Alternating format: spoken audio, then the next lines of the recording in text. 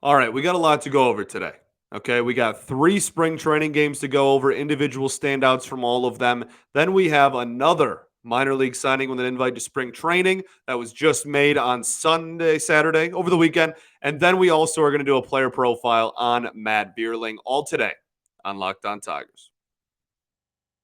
You are Locked On Tigers, your daily Detroit Tigers podcast.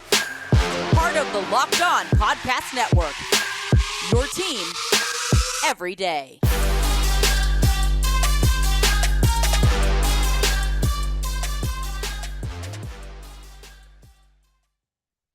What is up, everybody? Welcome back to another edition of Locked On Tigers. I'm, of course, your host, Scott Bentley. Today is Monday, March 6th, 2023. Thank you for making Locked On Tigers your first listen every single day. We are free and available wherever you get your podcast, including YouTube part of the Locked On Podcast Network, your team every day. I knew I was forgetting something in there.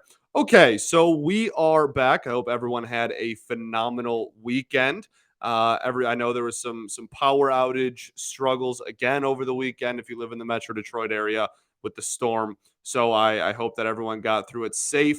And yeah, let's have a good week. All right, let's have a good week. So today we are going to discuss the 3 spring training games that happened over the weekend. Actually 4 spring training games that happened over the weekend because there was split squad on Friday against the Phillies, right?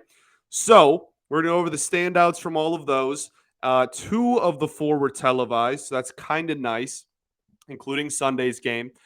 And then we're going to talk about Trevor Rosenthal, the newest member of the Tigers organization, signed a minor league contract with an invite to spring training. And then at the end of the show, we will do our player preview on Matt Vierling. Sound good? Awesome. So the Tigers, like I said, played 4 ball games over the weekend. Split squad on Friday, played the Yankees, not televised, played the Phillies, televised, then played the Blue Jays on Saturday and got absolutely embarrassed and destroyed. Those would be the 2 words I would use. Now it is spring training, so I'm sure they're not actually embarrassed and they probably don't even care, but 18-5. Crazy. All right. And then on Sunday, they lost 6-2 to the Minnesota Twins interdivision game there. So let's talk about the standouts from this game. Also, I'm going to reiterate, I truly, wins and losses in spring, I could not care less. It's just, it doesn't, too many at bats and innings pitched are given to players that will not be in the majors for a lot of teams, all your competitors and your own team, for me to actually get super upset or really, care a lot about spring training record. This is all individual performances. Those matter to me. Win and loss record doesn't. 18-5 is ridiculous. I agree. We gave up a 13-run inning. I totally understand. I'm not trying to excuse that necessarily, especially because a lot of the runs given up we'll talk about it, by dudes that are trying to compete for a job in this major league bullpen. But I just want to reiterate again, as I already have a couple of times this spring, I'm not a big, we lost a spring training game. This needed to be better because I wanted to win.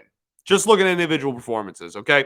Jake Rogers, probably the biggest story of the weekend, dare I say. At the time of this recording, he is tied for the lead in home runs in the Grapefruit League so far in spring. That's super cool. He took a hanging slider the opposite way for a double on Sunday, as well as, and that is his second at-bat. And his first at-bat, he, with 2 strikes against him, took a fastball over the heart of the plate to dead center field and hit a home run. So off of Pablo Lopez. So really, really good Sunday for him. And that caps off, again, a really, really solid weekend and just so far a really solid spring for Jake Rogers. He also caught a runner stealing on Sunday as well. So when it comes to that backup catcher job, I think it's pretty clearly Jake Rogers to lose at this point. It already kind of was, right? Like, I talked about how I am I don't want to say like a big fan, but I'm pretty fond of Donnie Sands, and I think that he could really be more of an effective player and more of a contributor than I think people realized on the day of the Gregory Soto trade. That being said, it was always Jake Rogers' job to lose. And he has been so good so far this spring that it's really hard to look any other direction. But I don't even like saying backup for this, backup catcher. I think I'm going to start using the phrase second catcher because I tweeted that out earlier on Sunday as well. Second catcher job. I don't think he's going to be I don't think Jake Rogers, if he gets the job, is only going to play in like 40 games. I think that it's going to be second catcher, and Haas has some versatility. He can play some corner outfield too. I don't know. I think second catcher is going to be the phrase from here on out. But regardless, he has had a really good spring so far and continues to kind of lead the pack with all of his competitors as far as taking that job on opening day. Then the next person I want to talk about was Miguel Diaz, who is, again, very much in the mix in that bullpen spot. But I thought his stuff looked pretty solid. He didn't have a crazy good stat line or anything like that. The command is certainly a really big question mark for him and something that he's going to have to iron out and be a lot more consistent with if he wants to take that bullpen job. But he threw this, it was like a sinker splitter type of thing on Sunday that I really liked. And the weird thing is when looking at Savant, Baseball Savant, great website for those who want to take in more information and data about the game of baseball.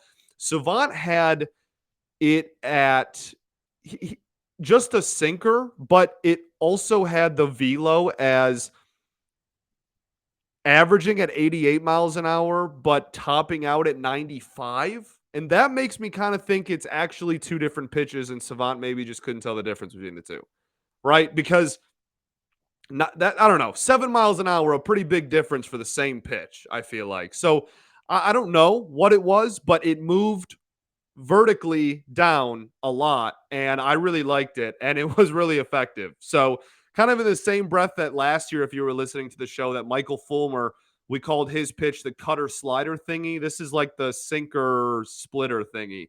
And I think it's going to play at the major league level for real. I really do. So yeah, I think it's going to come down to command for him. It's also going to come down to sequencing for him. There was a couple where he just kept rifling. He has a mid-90s fastball, and he just got a little too happy with it and just was throwing it without mixing in any other pitches there for a while, and that he got tagged. And so I guess what I'm trying to say is, based on his stuff alone, I think he is a lot more of a serious contender for a spot in that bullpen than maybe people realize, or at least maybe people realized going into spring. I think he's going to be in that conversation. Whether he gets it or not, we have almost a month still of spring training, but I think that he's gonna play. His stuff really is gonna play. Joey Wentz was the starter on Sunday. That's another televised start for Joey Wentz. Apparently, the cameras just love Joey, but he was super fastball heavy the first couple of innings. I think his cutter might be his best pitch, and at the end of the outing, he threw it a lot more. But early on, it was mostly four-seam fastball. I really like the stuff, and if he can just recreate September of 2022, like we talked about with his player profile last week, he's going to be really solid. And I enjoy watching him pitch a lot. I'm a big fan. So, yeah, I don't mind the fact that the only spring training games seem to be televised when he's starting, because I enjoy watching him pitch, and I think he's a super unique situation where they're trying to figure out what role they want him in on opening day and what role he'll end the season on if injuries and or trades happen. So someone to keep an eye on for sure. Akil Badu, another player to bring up, very much deep in a race for who is going to get one of those outfield positions, whether it's fourth outfielder or left outfield. Geez, left field or fourth outfielder. He's definitely going to be in the mix in that, and spring is very, very important to him. Very important. He had a really hard hit single, like 103, 104 mile an hour exit velo on it on Sunday. And then the craziest thing was him scoring from first on a Riley Green double to left field, just over the left fielder's head, and bounced off the wall and stuff. And he scored from first on it. I'm not sure anyone outside of maybe Parker Meadows is scoring on that ball. That was unbelievably impressive. And that's going to be his ticket It really is. You can't teach that speed. It's really hard to teach good base running ability, especially with the intangible of speed attached to it. And it's something that's going to carry a lot of weight into that outfield race. It really is. So that kind of back and forth between Badu and Kerry Carpenter and some other guys, but Badu has that. So does Parker Meadows, I guess, has that speed too. But that this management and this coaching staff really, really like those toolsy players that have that intangible stuff of speed. So that athleticism, right? So very impressive and something that kind of jumped out the page at me or jumped out of the TV screen, I guess, at me on Sunday. Okay, let's keep going over some news and notes over the weekend. But first, I got to tell y'all about our friends over at Built Bar. If you're looking for a delicious treat, but you don't want all the fat and calories, you have to try Built Bar. Okay. We just got through the holiday season. Well, not really, but at this point, I guess Valentine's Day. We just got through Valentine's Day. Lots of chocolate going through the country on Valentine's Day. And now you can get a treat covered in 100% real chocolate. And that is, of course, Built Bar. The crazy things about Built Bar is they're not only incredible for you, they taste amazing too. Healthy is actually tasty when it comes to Built. They come in unbelievable flavors like churro, peanut butter brownie, coconut almond. I'm not sure how Built does it, but they have a bar that tastes like a candy bar and yet is really good for you. 130 calories, 4 grams of sugar, 17 grams of protein.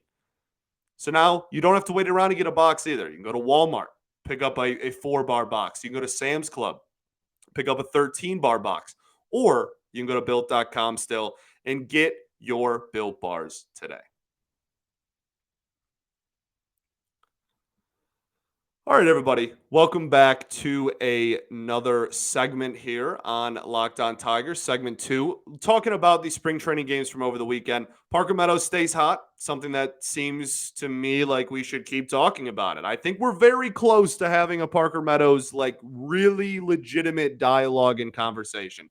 Am I there yet? No. I think if the season started tomorrow, I would still have him starting off said season in AAA. But I think that this is going to become more and more of a conversation as the spring goes along. And if he keeps hitting like this, it's going to become a much more competitive than I probably assumed going into the spring. Really solid contact all weekend. Again, speed, an intangible thing.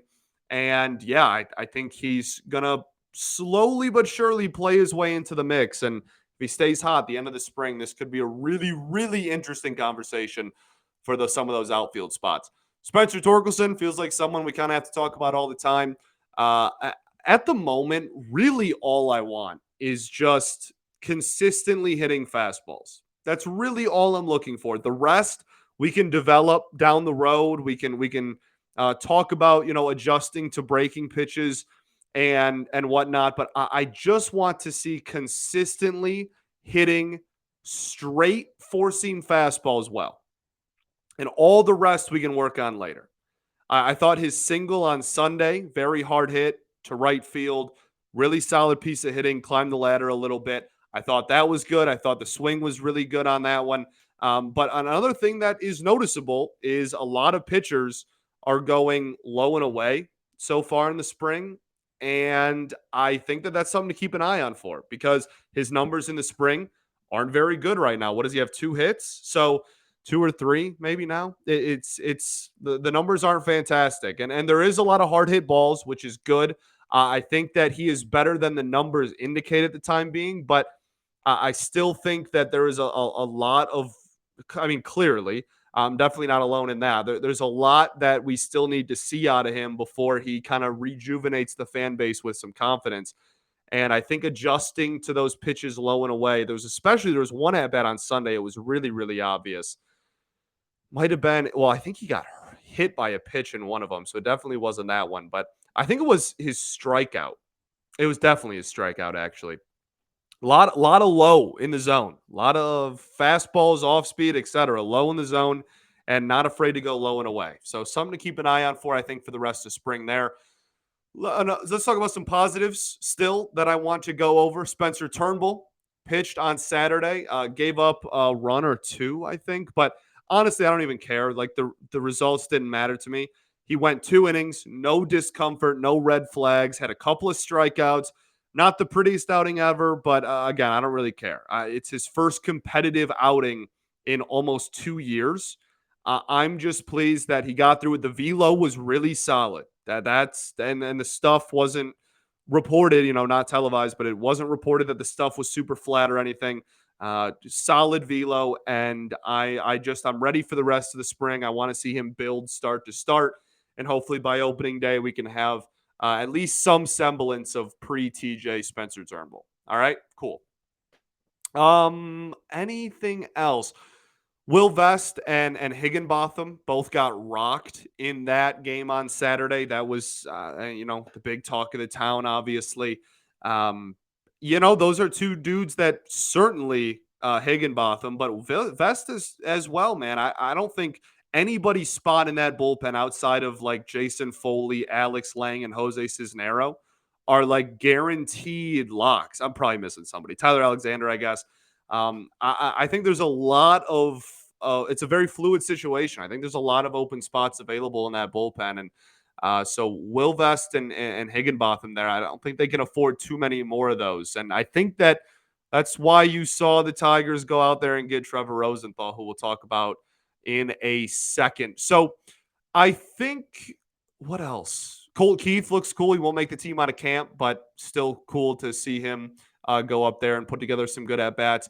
Vierling, we'll talk about when we do his player preview at the end of the show. He had a solid weekend, though. Played some center field as well, which I liked. Moved Green to the corner. We talked about that with Riley Green's player preview. I am certainly not against that. Only other thing to really bring up outside of Rosenthal was Erod. He looked really good, but he was calling his own pitches. And I think that's going to be some sort of a debate internally. I'm not sure how much information we're ever going to get out of it, but it sounds like that's going to be an internal debate because Erod raved about it and talked about how much he enjoyed calling his own pitches, and which is also funny because he almost just threw exclusively four-seam fastballs that outing. It worked. He had a great outing. 3 innings pitched, 1 hit, no walks, no runs, 3 Ks. Like he looked sharp. A lot of weak contact, prime Erod stuff, but was really four-seam fastball heavy. And so and then when I asked Hinch about it, he said that there's way too much game planning that they do from matchup to matchup basis to just kind of hand it over to the pitchers and say, like, yeah, you guys call your own games and stuff. So I don't know if it's going to be like a heated, like, no, we're not going to do it. And the pitchers are like, yeah, let us do it. I don't think it's going to be anything like that aggressive, but it wouldn't shock me if there's a little bit of a pushback, and we'll see who else does it. Like I said, Erod was very clearly doing it. It was the pitch comm was on his belt, and he was very much calling his own game. But we'll see. We'll see. I'm intrigued to say the least, especially from a catcher's perspective, which is where I take a lot of things as I call it my whole life. That's super unique and new, and something that I didn't really think about when the pitch com was invented. I didn't think about the reverse. And if pitchers could just call their own games, what would happen? So something to keep an eye out for sure. I don't think we can have the conversation fully today, but I think that's something to keep an eye on for.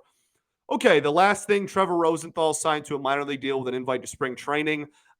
He has not pitched in the major leagues since 2020. So this season will be 3 seasons removed from his last major league appearance. He's had some minor league outings here and there. An injury riddled with injuries that when he's at his best, he is phenomenal. Do I mind it? Absolutely not. I don't know how you can be super upset about this. Does it guarantee that he's going to be amazing? No, but there's no risk. It's a minor league deal with an invite to spring. He's not even on the 40-man roster. So why not? Why not take a shot in the dark and see if you can get some out of it? He had a lat injury. He had some outlet syndrome surgery. I can't even really pronounce the full name of it. He had Tommy John back in 2018. And even before Tommy John, he had a lot of arm problems early on in St. Louis, just riddled with injuries. But when he's at his best, he has legitimately put up some incredible seasons and has insane velo. Again, pre-injury, it sounds like now it's kind of a low 90s fastball, or at least lower, maybe mid 90s, touching mid 90s sometimes, type of velocity. But really struggled in 2019. Obviously, remember this is his second stint with the Tigers. He did pitch for the Tigers in 2019.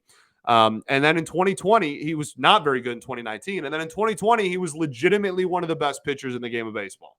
Had or at least relievers in the sport. This is like peak, pumping 99, 98 miles an hour. Was not allowing hard contact whatsoever, had an incredible whiff rate, had a really good chase rate, was striking out everyone, was not walking too many dudes. He was phenomenal in the shortened 2020 season. And then, again, pre-TJ for St. Louis, I mean, how quickly we forget. He had some really, really solid years in the back end of that bullpen, too, was their closer at one point. And yeah, if you can even rekindle some of that, I think that's a successful chance taken. So it's $2 million if he makes the roster and has up to $2 more million in incentives. That's via Evan Petzold of the Freep. I don't get the pushback on this one. It's not like we're, it's a $10 million contract and he has to be good or whatever. Like, if he doesn't have it, then he's not going to play for the Tigers this year, and it's not going to cost us any money. I think there's a lot of people that just kind of enjoy being mad with a lot of that stuff. So, yes, shot in the dark for sure.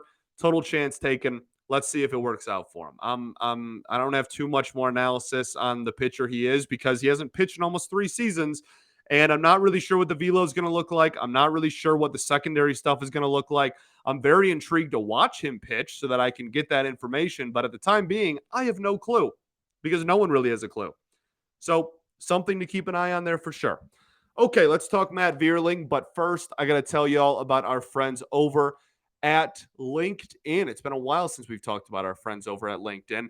These days, every new potential hire can feel like a high-stakes wager for your small business. You want to be 100% certain that you have access to the best qualified candidates available. And that's why you have to check out LinkedIn Jobs. LinkedIn Jobs helps you find the right people for your team faster and for free. So go to the website, then you can add the purple hashtag hiring frame to your LinkedIn profile to spread the word that you're hiring. Simple tools like screening questions make it easy to focus on candidates with just the right skills and experience so you can quickly prioritize who you'd like to interview and hire. It's why small business rates LinkedIn Jobs #1 in delivering quality hires versus leading competitors. So go to LinkedIn Jobs to help you find a qualified candidate that you want to talk to faster. Post your job for free at linkedin.com/LockedOnMLB. That's linkedin.com/LockedOnMLB to post your job for free. Terms and conditions apply.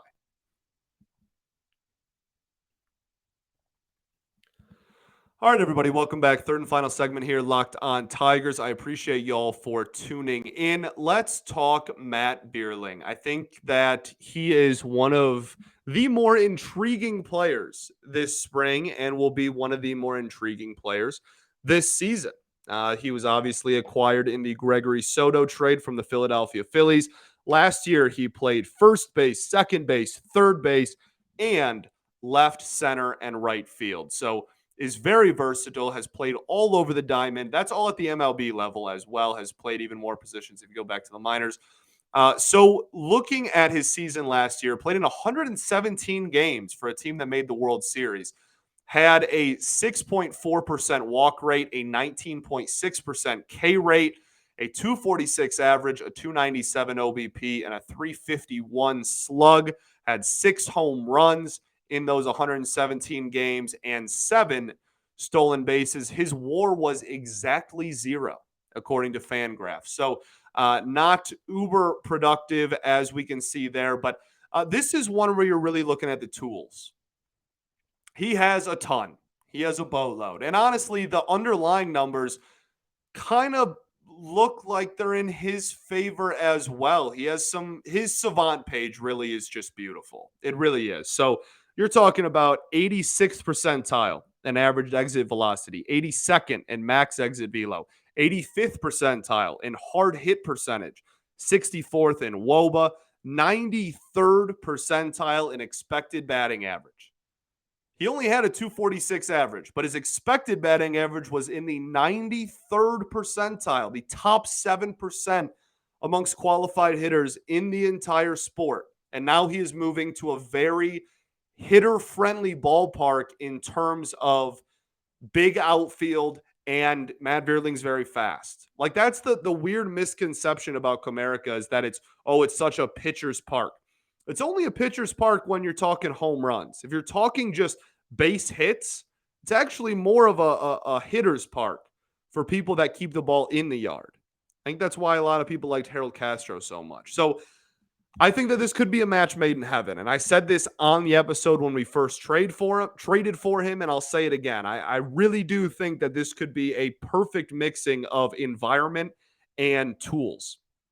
And I'm very excited about it. Also, doesn't strike out a boatload, 58th percentile in K percentage, 80th percentile in whiff rate. Doesn't swing and miss too terribly often. 80th percentile in arm strength, has a really good arm. And then the big one that everyone talks about, 97th percentile in sprint speed, legitimately one of the fastest players in the entire sport.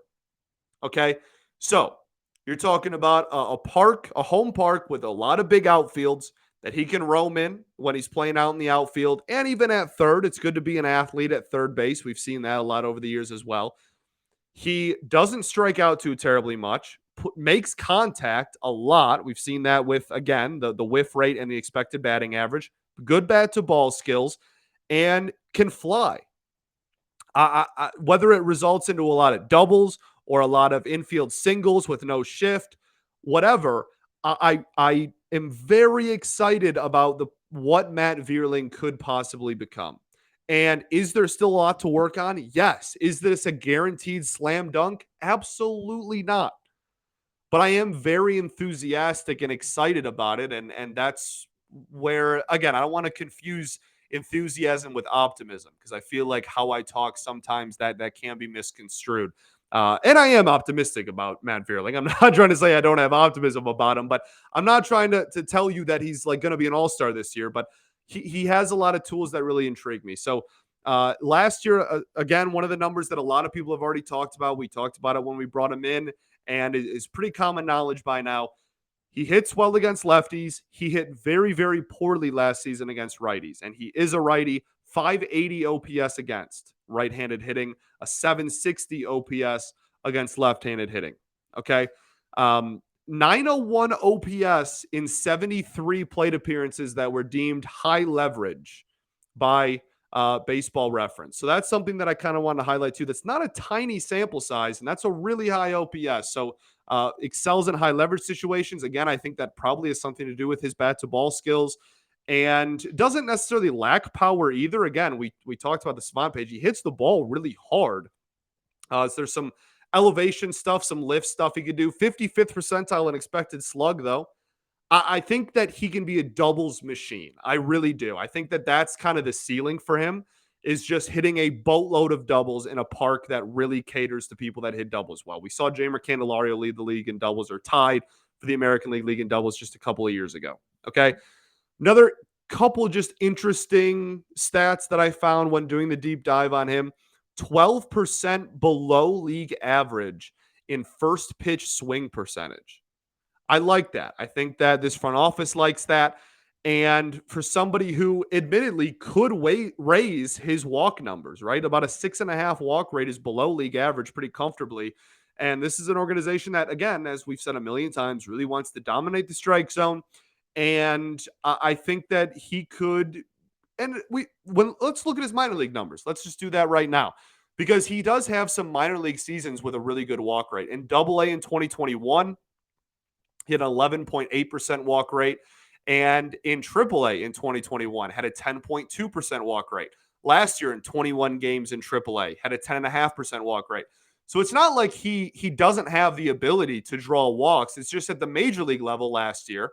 Well, I guess he had a cup of coffee in 2021 as well, and it didn't really walk in that stint either. So it's really just comes down to translating and getting more comfortable in the box and translating those walk numbers that he had at a really solid clip in the minors to the majors. And it is possible. And I think that taking the first pitch, I'm always for taking the first pitch. I hate one pitch outs more than just about anything. Unless you know that you can drive it, I'm not against taking the first pitch really ever. So that's something that kind of jumped out the page at me. Also, something that I really like, over 40% of his balls put in play were deemed as straight up the middle. Okay, so you have push, you have pull, and you have straight up the middle. Over 40%, it's like 41 or 42% straight up the middle. That's well above league average, a solid 4 or 5% above league average. That's really enticing as well. That's someone who's squaring the ball up well, making really good contact. He's not going to get a lot of home runs out there in Comerica, I'll tell you that. But again, this all points to like a lot of doubles to me. All of this points to, especially with the speed, obviously, really points to the potential to, if he can just put the ball in the outfield, he's going to wreak havoc on the base paths. And that makes me really excited. Yeah, look, the tools are all there. We can see why Harris wanted him. The profile, as I've said a million times already, should really play in Comerica. He also hits line drives 2% more than league average last season. That's something that I think, again, points to a lot of doubles. Broken record, I'm sorry, but I'm trying to get the point across and how excited I am about that possibility. I think we see him play all over the diamond. I think defensively is another conversation that is really important to have with Matt Vierling. He's almost, I think, too athletic to be the safety valve first base option at this point. I know that Nevin is somebody who is gaining a lot of traction in that department as well. You know, if Torque doesn't work out there, what to do at first this season.